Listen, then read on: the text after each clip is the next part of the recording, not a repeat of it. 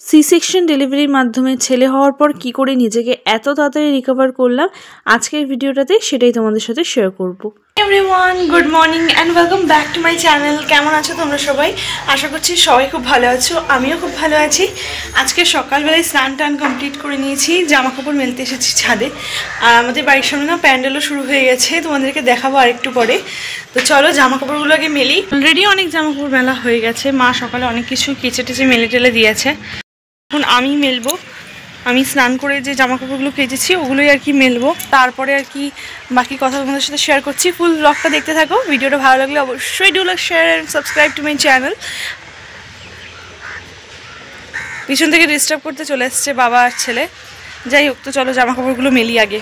স্নান করে নিয়েছি, পুজো দিয়ে নিয়েছি, আর জামা কাপড়ও মেলা হয়ে গেছে।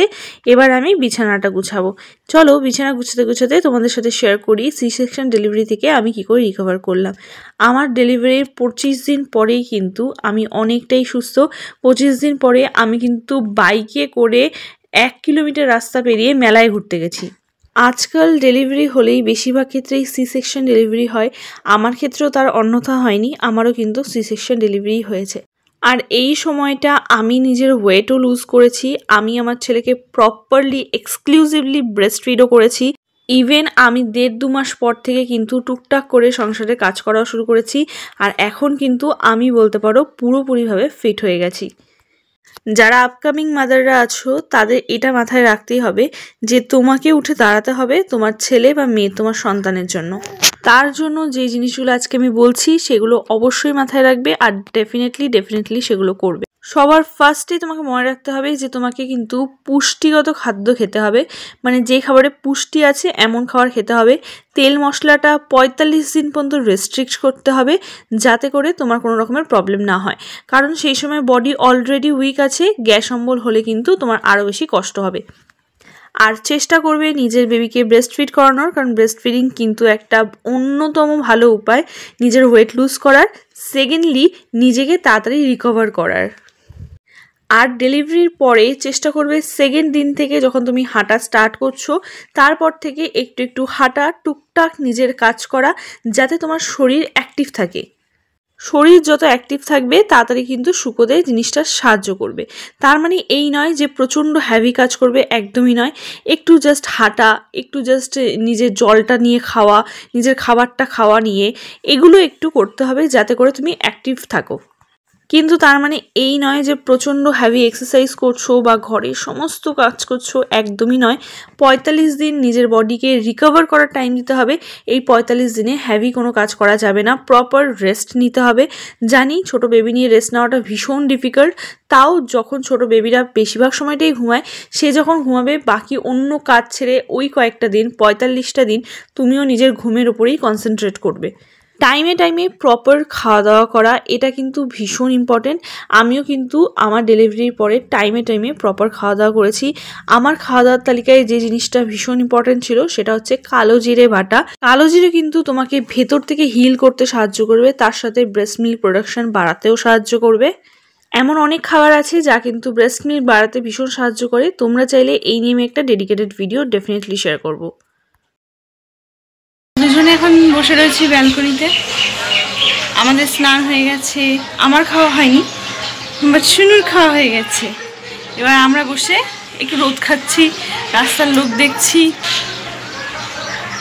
ও তো স্নান করে ঘুমোয় না, খুব রেয়ার, খুব কম দিন হয় এমন যে 10-15 মিনিট একটু ন্যাপ নিল।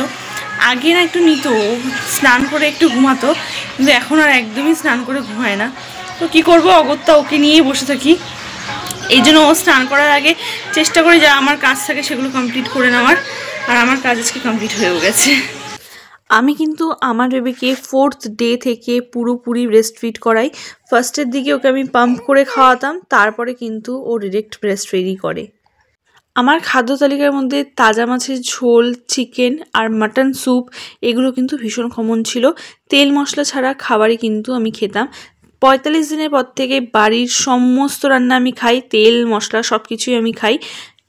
রিসেন্টলি আমার খুব হেয়ার ফল হচ্ছিল, তার জন্য আমি বাড়িতেই একটা হেয়ার অয়েল বানিয়ে ইউজ করেছি।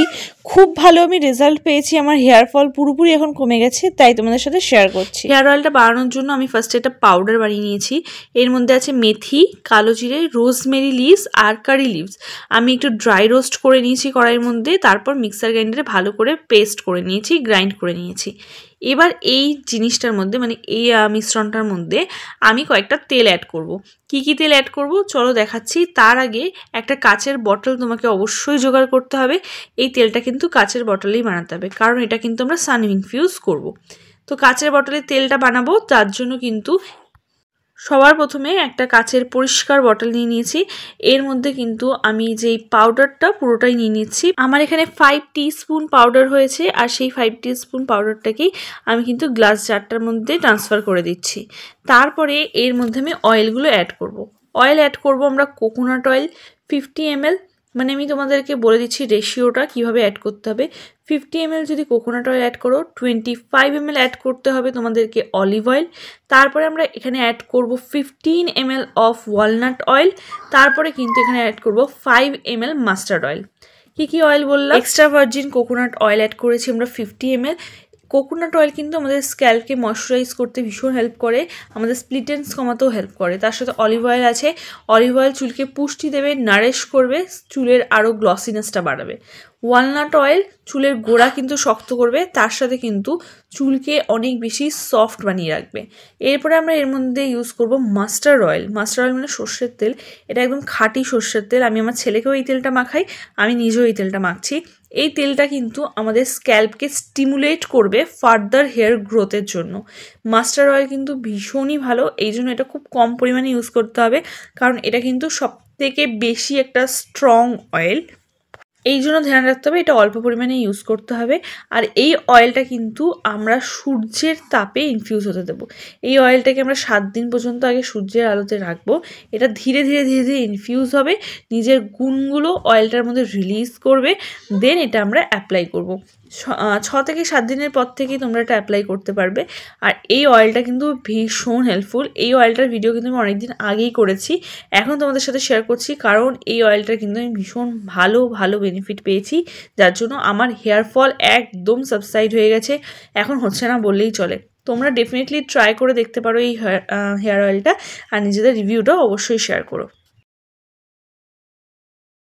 পাপার অন্নপ্রাশনের এখনো এত দেরি, কিন্তু গিফট পাওয়া এখন থেকেই শুরু হয়ে গেছে। যাই হোক, ভিডিওটা কেমন লাগলো অবশ্যই কমেন্ট করে জানিও। আজকে রাতে ডিনার করছি, ডিনারে মা বানিয়েছে মিক্সড ফ্রাইড রাইস, তার সাথে কিন্তু দুপুরে চিকেন রান্না হয়েছিল, সেই চিকেনটাও রয়েছে। তো এটা দিয়েই রাতে ডিনারটা কমপ্লিট করছি। আর ওই যে বললাম আমি কিন্তু বাড়ির বানানো সব কিছু খাই, আমি কিন্তু এখনও আমার ছেলেকে এক্সক্লুসিভলি ব্রেস্ট ফিড করাই, আমি ব্রেস্ট মিল্ক দিয়ে মাঝে মাঝে ওকে স্নানও করাই। আজকের মতো টাটা, দেখা হবে অন্য ভিডিওতে।